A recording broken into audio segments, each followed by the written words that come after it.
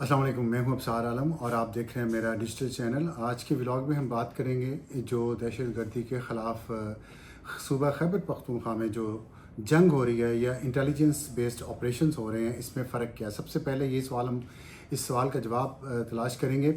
और उसके बाद आपको तफसीलात बताएंगे कि आज डेरा इस्माइल ख़ान में जो दहशतगर्दों के ख़िलाफ़ एक कार्रवाई हुई है उस पर कितने मारे गए हैं और कितने ज़िंदा गिरफ़्तार हुए हैं, उनसे क्या क्या चीज़ें बरामद हुई हैं और क्या क्या उन्होंने इंटेलिजेंस शेयरिंग की है पाकिस्तान की अथॉरिटी से। तो पहले सवाल का जवाब ये है कि इस वक्त शदीद कन्फ्यूजन जारी है। पाकिस्तान के जो हुकूमत है और उसके जो फ़ैसला साज इदारे हैं उनमें कन्फ्यूजन इस बात पर है कि एक फुल फ्लैज मिलिट्री ऑपरेशन इसमें सूबा खैबर पख्तूनख्वा में किया जाए, वहाँ की सिविलियन आबादी को बाहर निकाल के एक ही बार, या फिर इंटेलिजेंस बेस्ड ऑपरेशन जारी रखे जाएं जो कि पिछले कई महीनों से हम देख रहे हैं, उनके नताइज भी निकल रहे हैं, लेकिन उसके कुछ साइड इफ़ेक्ट्स हैं उन ऑपरेशंस के, जिस पर हम अपने इस व्लॉग में बात करेंगे। लेकिन उससे पहले मैं आपको ये बताता चलूँ कि जो आज डेरा इस्माइल ख़ान की तहसील दारबन कलां का एक इलाका है गिरामदा, वहाँ पे एक झड़प हुई, शदीद झड़प हुई दहशत गर्दों से, और एसएसजी का एक स्पेशल सर्विसेज ग्रुप पाकिस्तान के जो कमांडो दस्ता है वो वहाँ पे मौजूद था और उन्होंने कार्रवाई की है। उस कार्रवाई में 13 दहशतगर्द मारे गए हैं, जबकि 6 को ज़िंदा गिरफ़्तार कर लिया गया है और एक एसएसजी का जवान उसमें ज़ख्मी हुआ है। और ये बहुत बड़ी कामयाबी है, बहुत बड़ी कार्रवाई है जो डेरा इस्माइल ख़ान में आज हुई है और जिसकी ख़बरें आ रही हैं वहाँ से। इसमें आप देखें कि कुछ दिन पहले भी पाकिस्तान ने 13 के करीब दहशतगर्द मारे थे और आज फिर ये इतनी बड़ी कार्रवाई हुई है। बलूचिस्तान से भी दहशतगर्द पाकिस्तान में दाखिल होने की कोशिश कर रहे थे, वो भी 70 के करीब मारे गए थे। तो बहुत सारे नंबर आप सुनते रहते हैं कि आ रहे हैं बार बार, और आप इस पर सोचते भी होंगे कि इतने दहशतगर्द मारे जा रहे हैं, मज़ीद कहाँ से आ रहे हैं, और ये दहशतगर्दी का जो मसला है ये ख़त्म नहीं हो रहा है। इसकी वजह ये है, उसकी एक वजह तो नैरेटिव है जिसमें मैं बाद में बात करूँगा। पहली वजह यह है कि जो नंबर है इन दहशतगर्दों का वो बहुत बढ़ गया है, और अगर आप पाकिस्तान के नक्शे पे नज़र दौड़ाएं तो बाजौड़, बल्कि चित्राल और अपर दीर से लेके नीचे बाजौड़ और उसके बाद वादी तीरा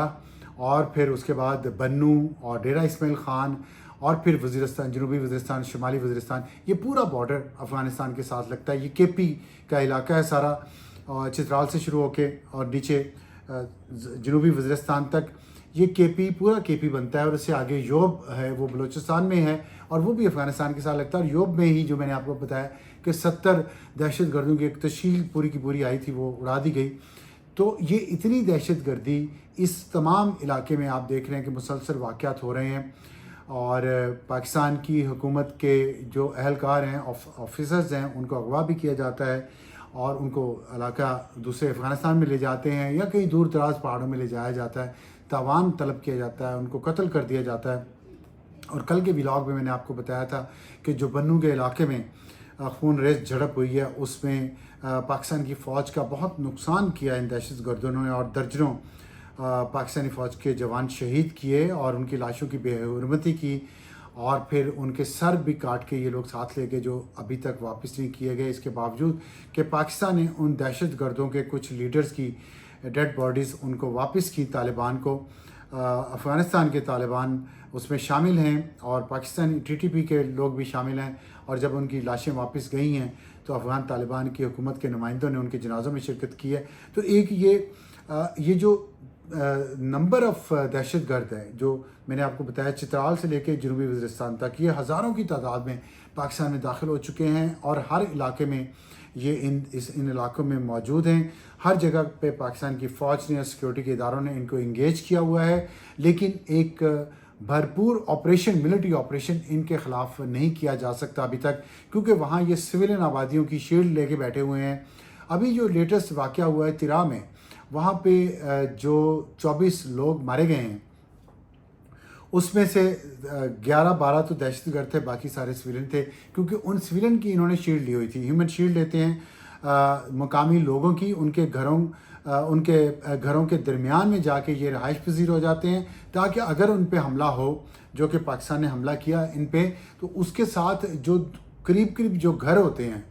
اس میں सिविलियन आबादी को नुकसान पहुंचता है। इसीलिए ये कहा जा रहा है कि सिविलियन आबादी को वहाँ से निकाल के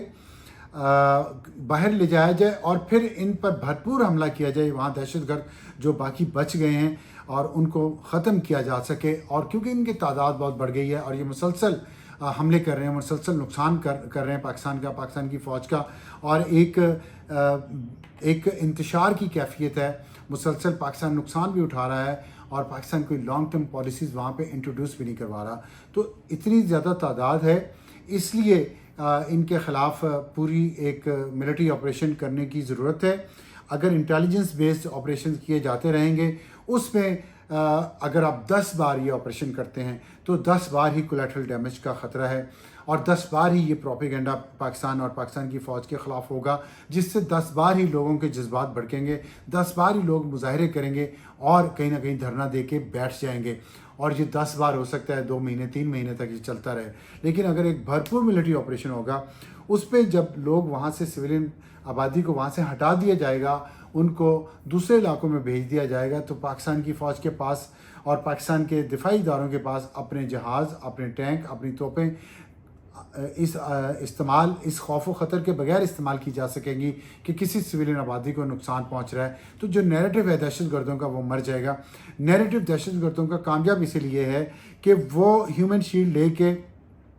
उन शहरी और देहाती इलाकों में बैठे हुए हैं जहाँ पे लोकल आबादी है, उस लोकल आबादी की ये आड़ लेते हैं और ये दावा करते हैं कि हम भी इसी कबीले से ताल्लुक़ रखते हैं, हम पहले यहीं रहते थे पाकिस्तान के अंदर, लेकिन हम जिहाद करने अफ़गानिस्तान चले गए और अब वापस आए हैं, तो अपने इलाकों में वापस आए हैं। हालांकि इनका उन इलाकों से कोई ताल्लुक़ नहीं, सिवाय इसके कि वो उसी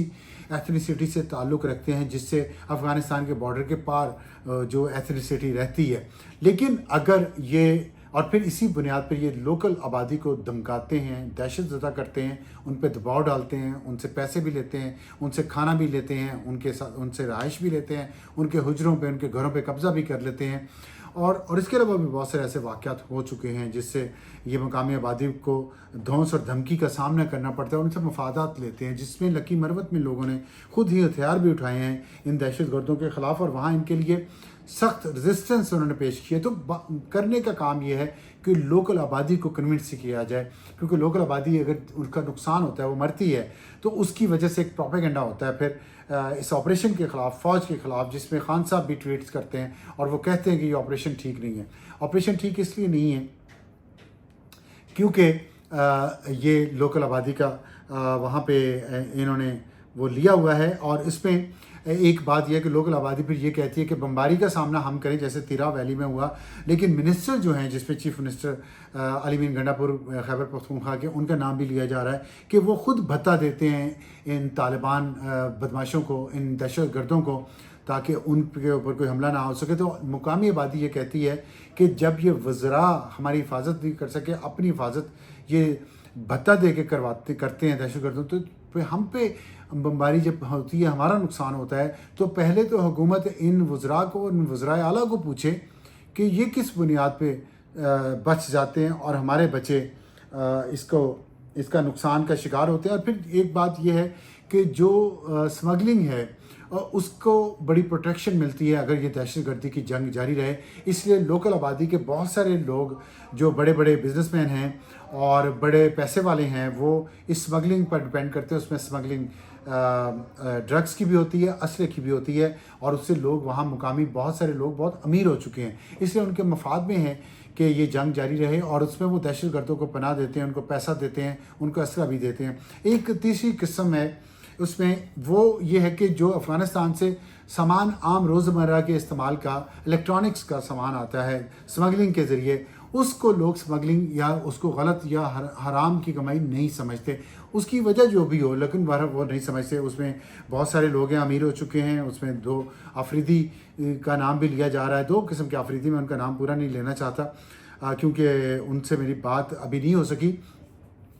वो ये कहते हैं कि हम जो स्मगलिंग करते हैं क्रॉस बॉर्डर, जिसमें इलेक्ट्रॉनिक्स का सामान है, हम ड्रग्स की स्मगलिंग नहीं करते, ये उनका दावा है, और हम असले की स्मगलिंग नहीं करते। हम ये जो माल की स्मगलिंग करते हैं ये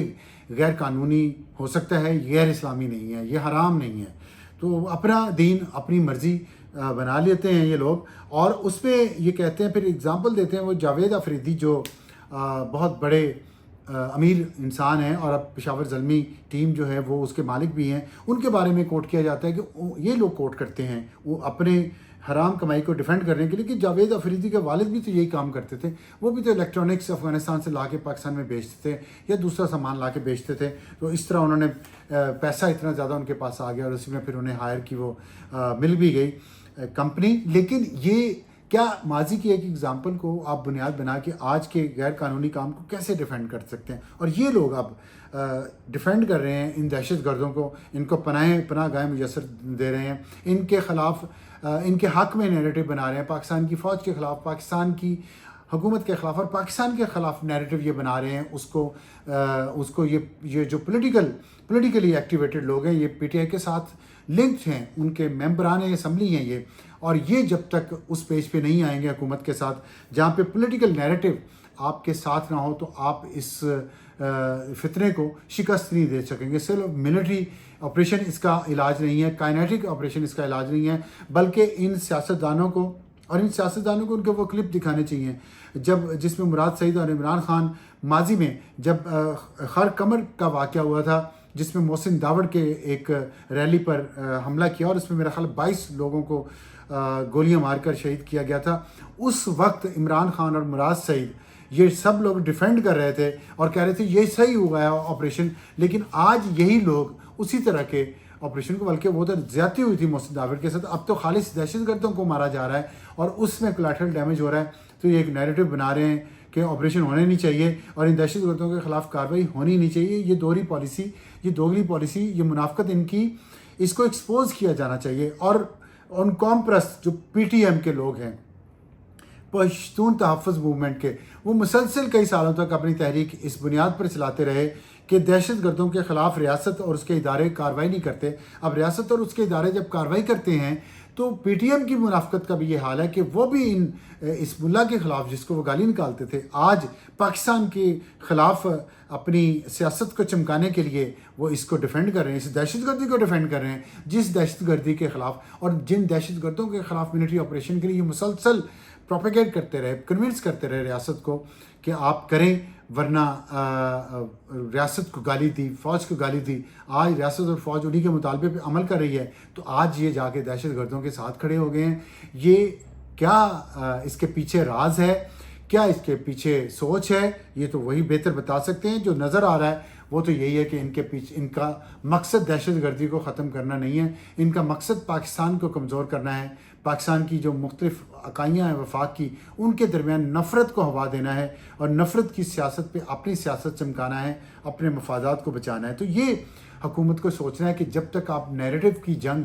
اس میں اپنے آپ کو بہتر نہیں کریں گے، تب تک آپ اس دہشت گردی کی جنگ کو جیت نہیں سکتے۔ اور I B O intelligence based operation ضرورت جہاں پہ ہے وہاں پہ ہونے بھی چاہیے، بعد میں بھی چلتے رہیں گے، لیکن یہ فتنہ اس وقت تک ختم نہیں ہوگا جب تک ایک فل فلیج ملٹری آپریشن نہیں کیا جاتا، اور سویلین آبادی کو نقصان سے بچانے کے لیے انہیں وہاں سے نکالنا پڑے گا۔ اس کے لیے آپ کو نیریٹو ویو پہ رائڈ کرنا پڑے گا، آپ کو نیریٹو کو لیڈ کرنا پڑے گا، تبھی سویلین آبادی کو کنونس آپ کر سکتے ہیں کہ وہاں سے نکلیں، تاکہ ان دہشت گردوں کا علاج ایک ہی دفعہ مکمل طور پہ تفصیل کے ساتھ کیا جا سکے۔ آج کے لیے اتنا ہی، اور پھر آپ سے دوبارہ ملاقات ہوگی، تب تک کے لیے خدا حافظ۔